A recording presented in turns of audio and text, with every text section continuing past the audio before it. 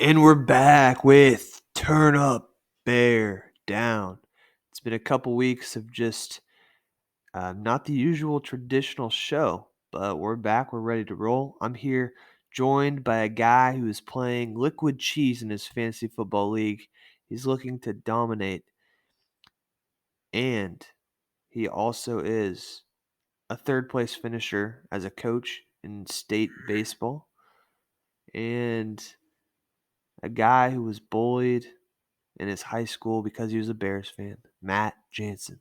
What's going on? Hey man, one of the best entrances in media history there. Glad to be on the show. I'm watching the Buccaneers go 3-out and enjoying a morning latte. So let's get this thing rolling, man. I'm excited for today. I'm excited for maybe a win, a win. Maybe So, flying the Cubs W today. You know, Club Dub as they call it. So maybe I Club Club Dub. Dub in a while. By the way, side note, looks like Matt Nagy's been eating entirely way too much barbecue since he came back from Chicago to Kansas City. Boy's He plump. he is loving. He's doing a great job of coaching Patrick Mahomes because without him, Patrick Mahomes is just the best Yeah, quarterback in the NFL. good So throw, Pat. Really good yeah, throw, Pat. Excellent throw. yeah. He's over there like playing the old the old football game on the like little handheld thing that has the dots. Yes. And he's playing Yes. that. He's like, dude, I just scored another touchdown. Maybe we should pass this next one. Oh, Oh goodness. side note. We don't miss him. Yeah, side note. Last week I was making my way home from Vegas and we were in the airport. And we were in the airport when the Chiefs game was like towards the end and when it went into overtime too. And all the people on our flight were going home to Kansas City as well. So they're all pretty excited. It was kind of a fun atmosphere. But I think Mahomes threw the ball like 60 some times. That's insane. Yeah. So Not sustainable. Not even for him. that's not Chicago Bear football. Never been. Never will be. All right, we play our historic rivals. Second to the Packers, I think this is like the only other older team in the NFL. The Lions, 1929. And so these two have been playing each other for a long, long time. Honestly, they should rename the NFC North to like the oldest division in football or something like that. Um, The NFC out of prime because they're yeah, so old. Yeah. right, right. But the Bears are taking on the Lions in an NFC North battle. This was Justin Fields' first official start last year. I guess it's not first official start. I don't think that's right, actually. My bad. But he played against the Lions after the debacle in Cleveland, and he had success and he won the game. So, Yeah. Yep. but I'm excited. We both think the Bears have a good shot today. Let's talk about some impact players. So, for the Lions, I like DeAndre Swift. I really like that there was that game one of the 2020 season when he dropped the winning touchdown with like 5 seconds left. That was Yeah. nice. Aiden Yeah. I believe that. Hutchinson. Aiden Hutchinson had a great game last week, and picked off Aaron Rodgers. So he's a good player on defense and a rookie at that. And then the St. Brown brothers are playing each other. So Amon Ra for the Lions, and then Equanimous St. Brown for the Bears, who dropped the pass that would have continued the game last week. And I think right now, obviously, Justin Fields is the impact player for the Bears, which has been everything we've hoped and dreamed of. He's continued to have a lot of success on the ground, not necessarily throwing it for like 200 plus yards, but it's okay. It's his game. And then Eddie Jackson's made some big plays against the Lions. Looking for him to step up today. And Chase Claypool, I want to see him have more grabs, have a couple deep balls today, and be a bit major factor in the game when he's not being held. And if he is being held, I hope that the refs will call it this time. What are you thinking with the impact players? Yeah. No. Hasn't it been kind of refreshing to hear Justin Fields' name spoken kind of in the national level? Absolutely. It's just been, I know a lot of people, aren't completely sold on him as a passer, but it's just been nice, to turn on NFL Network or Fox or whatever and ESPN and hear them kind of praise Justin and some things that he's doing well. We're just not really used to that when it comes to quarterback play, right? Like we're just used to having a good defense, getting turnovers, good running game, and we do have that at least with the running game, and also, I mean, we still have enough talent on defense, but it's just been nice to kind of be able to see now the future in what we drafted in Justin Fields. So, Mm-hmm. this is what we talked about. This is what we talked about at the beginning of the year. Got some technical difficulties here. We're good. I don't know. Okay. It was going into hibernate mode.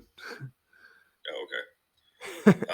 I just don't have any. I don't have any visual aids to look at, but it's all good. It's all good. I'm a professional. It's back right now, right? No. I see you're. All right, we're back. We're back, and so, yeah, like I said, I mean, it's just been nice to see him kind of get the recognition that so many Bears fans have been looking for in the quarterbacks that we've had, and you can see the progression of now they've kind of taken the training wheels off, and man, this is kind of an unorthodox high flying offense. It doesn't do it traditionally through the air all the time, but the ball's coming out quick. You got rollouts. You have design runs. We are still running the ball well. So there's a lot to be happy about, at least from Bears fans that are sitting here saying, I know we're not going to make the playoffs. We're not winning the Super Bowl this year, but can we start to build that foundation? So that's been good. They haven't. Chase Claypool just got over, so for him to be that much of an impact yet, I think is a little bit unrealistic. But I do think today he can make some plays, especially in the red zone. We need to use him in the red zone. It's kind of like the Jimmy Graham thing, man. He's got height. He's got the ability to head top and go up and make plays on the 50-50 game. But, again, we still have Mooney. We still have Kmet. Those are guys that aren't on the list here. But, man, how about Cole Kmet? I mean, 2 touchdowns last week. Yeah, finally. On some nice catch and runs. On the Lions side, yeah, DeAndre Swift. I think you got a tandem, Jamal Williams and DeAndre Swift. I think that's a nice little 2-headed monster that they have there. And how will that secondary hold up? Traditionally we've been able to exploit the Lions secondary a little bit, but if their pass rush can get home, I think that kind of can cover up some inefficiencies that they have in the secondary. So can we take advantage of that? Are we going to be able to stop them in the passing game? Because they've been pretty dynamic. Believe it or not, Jared Goff can sling the rock a little bit. Yeah. And they have some weapons. They don't have TJ Hawkinson anymore. He got traded to the Vikings, so that's kind of nice to not have to worry about him because he's done well against us. He's a really top 5 tight end in the NFL. So yeah, I mean, looking to see kind of these two teams, these two franchises are in similar spots, and where are they going to be moving forward throughout this year and in the years to come? So, man, hopefully Fields goes crazy today. I'm really hoping he just goes nuts. Yeah. So last year, I was looking over some stats.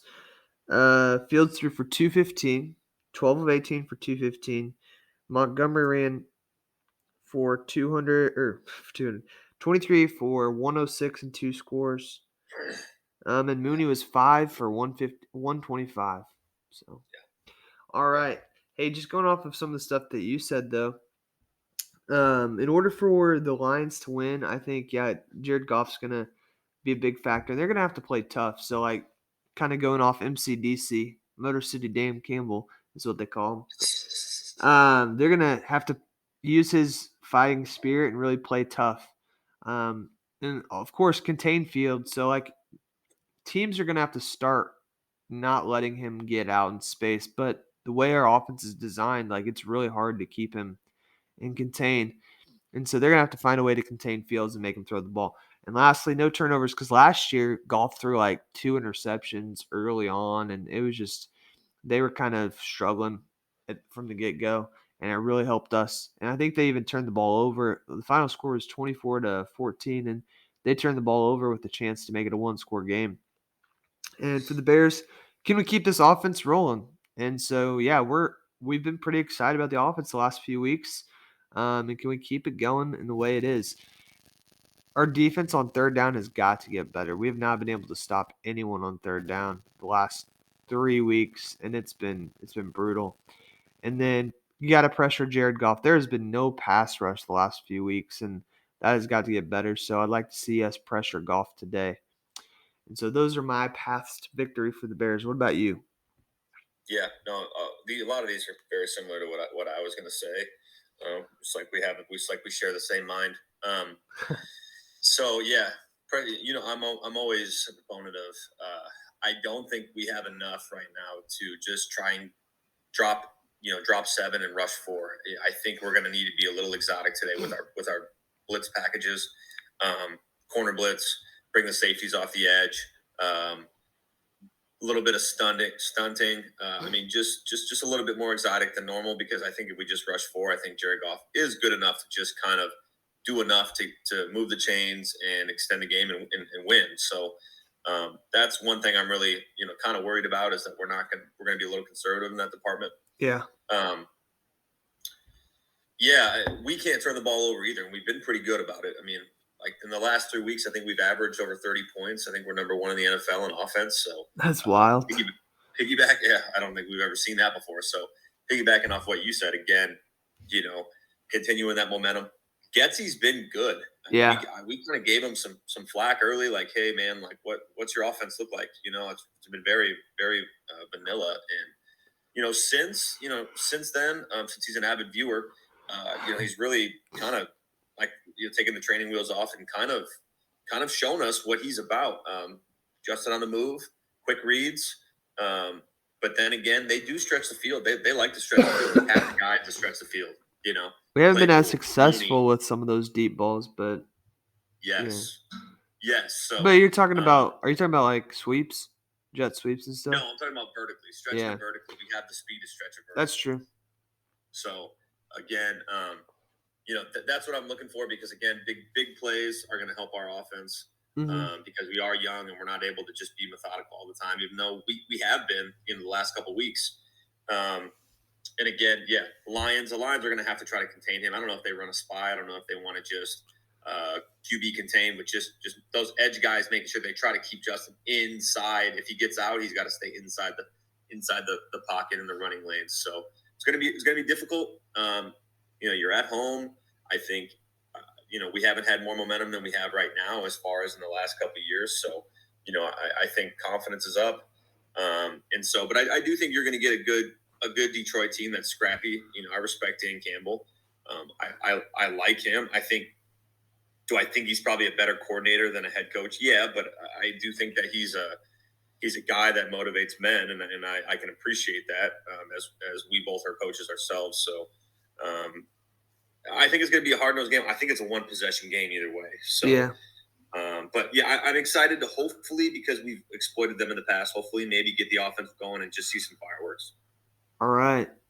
Let's get to everybody's favorite part of the show, the Scott Stumper. You got one today? I don't, so can you pause it? Oh, man. Drop it.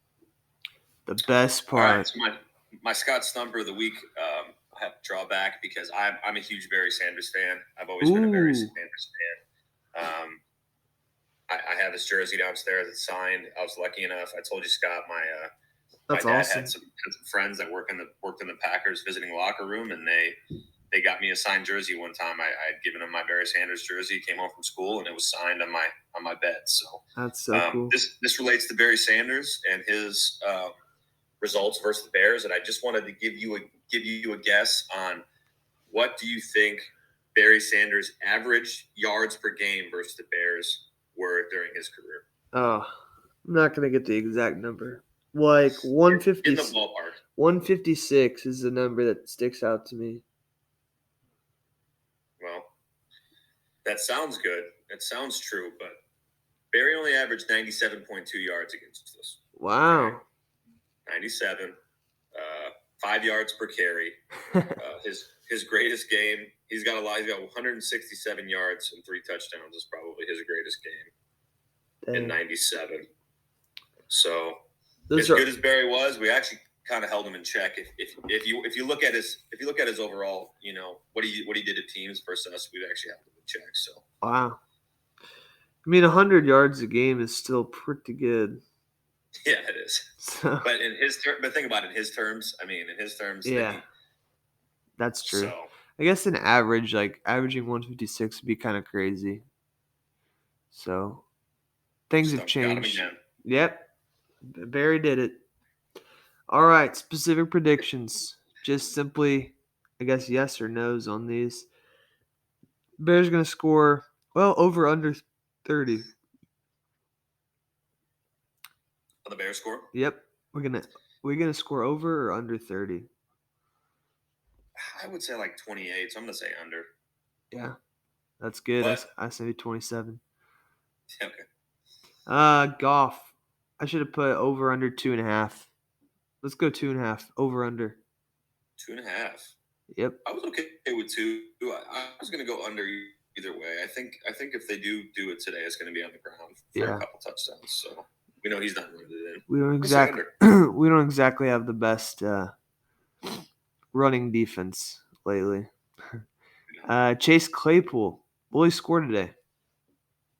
Who? First Man, I would love to Bears see what his odds touchdown. are on FanDuel. It's probably like a plus 300, plus 400 for an anytime score for Chase. So any of you guys nickel and diamond out there, I would definitely throw $5 on that. You know what? Yes, Chase Claypool score today. Yeah. All right.